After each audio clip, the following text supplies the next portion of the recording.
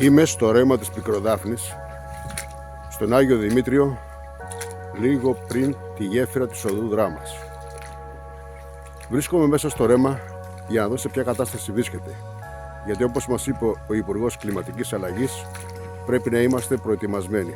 Όπως δεν συμπλήρωσε ο Περιφερειάρχης, πρέπει μάλλον να βάλουμε σε προτεραιότητα την αντιπλημμυρική προστασία. Από ό,τι βλέπω, το ρέμα είναι τουλάχιστον καθαρό, έχει καθαριστεί από την περιφέρεια τις προηγούμενες μέρες. Άρα λοιπόν, αν βρέξει, βρίσκει το δρόμο του και μπορεί να τρέχει άνετα, γιατί δεν το εμποδίζουν τα καλάμια τα οποία ήταν μέσα στο ρέμα σε σχέση με την κατάσταση που βρισκόταν το καλοκαίρι. Όμως, όσο πλησιάζουμε προς τη γέφυρα, βλέπουμε στο βάθος τα τσιμέντα και θα δούμε σε ποια κατάσταση θα βρεθούμε.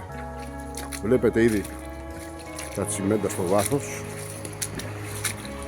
η στροφή, και πλησιάζουμε στη γέφυρα.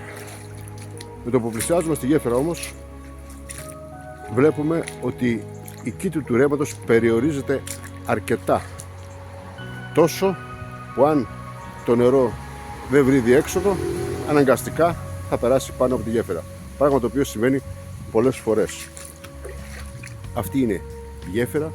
Ήδη, όπως σας είπα, έχει περιοριστεί η κήτη πάρα πολύ από τα τσιμέντα και περιμένουμε τώρα να περάσει το νερό από αυτές τις τρεις τρύπες και από το μικρό άνοιγμα που υπάρχει. Το ίδιο θα συμβεί και στη γέφυρα της οδού Ευρυτανίας, στην οποία λίγο πριν βρίσκουμε τώρα.